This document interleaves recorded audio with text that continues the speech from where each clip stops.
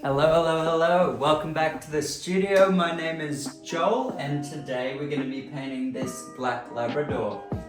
So I've already got my painting prepped up. I used a projector for this one. It's a commission piece. So I'm just going to run you through my setup real quick. I've got peelable pallets. I've got my paint brushes. I use acrylic, and that's what we'll use today. I've got my light up here and my easel. That's pretty much it. All you need for a basic setup. And yeah, I'll put you guys on time lapse and we'll go through my process as we go. Alrighty, so you already know we gotta start with lighting a candle. Gotta have that nice studio feel, and then I'm gonna choose an assortment of paints that I would like to use for this painting. I like to choose a few at the start just so I have them out and ready to go. As you can see, I'm taking my time choosing which ones I want. And then I lay them all out on my peelable palette in a nice even row because I've started giving the client a palette as well when I give them the final painting. And here we go, straight into the background. So I'll work in a few layers, just going around the shape of the dog first and building up the color. You can see I've kind of got a gradient on the outside where it goes slightly darker, but not too much, just like the reference photo. And I also paint the edges, it gives it a more finished look in the end. Just making sure it's all smoothed out, nice to look at, nothing sharp or scary. Made myself a coffee, it's a need, not a want. And straight back into the time lapse. So because this is a fairly simple painting, I'm going straight into the dog now with black and blue mixed together. I'm doing all the shading and then I'm adding in a few highlights with a bit of white and blue. As you can see, you get a difference. It's not all just black. You have to have slight highs and lows, highlights and shadows. And then keep building it up with my little brush there. As I go, I'll tend to add in a bit too much white, and that's okay. I really want those highlights to show up, and then I'll come back over it later with a blue wash and just dull them down a bit. But I really want that contrast to start with so I know what I'm doing and see where the highlights and shadows really are. There, we're going into nose now, and you see what I mean with the white. It's nice and bright, and then we'll break it down.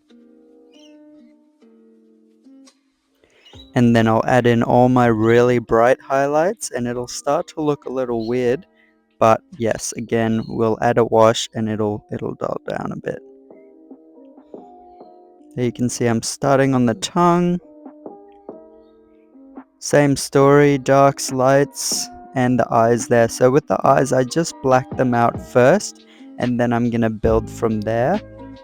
I like to have the dark first and then slowly add in lighter colors. I'm not really happy with that eye, so I'll go back in and fix that up. There we go. There's that blue wash I was talking about. So with that, you just water down your blue paint until it's really thin and see-through, and then you just go over all the white details and add that blue wash, and it just dulls the white just enough that it's not bright.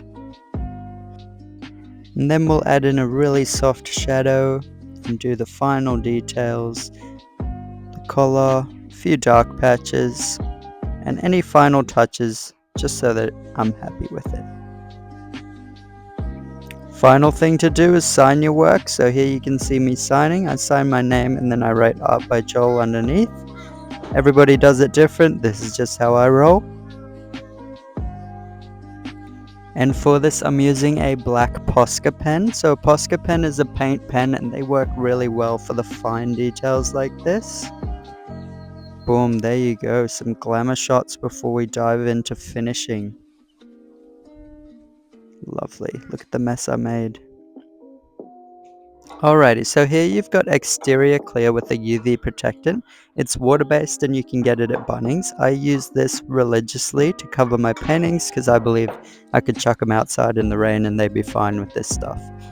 So here we go. I do nice even coats until it's fully coated, and sometimes I'll come back and do a second layer. It just depends how the coating sits.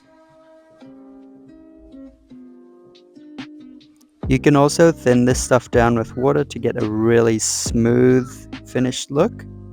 It's totally depends on what you're after, but make sure the paint's fully dry before you do it.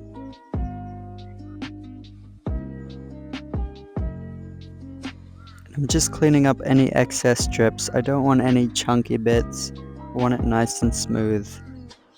And that's it. Let's see what it looks like all framed up.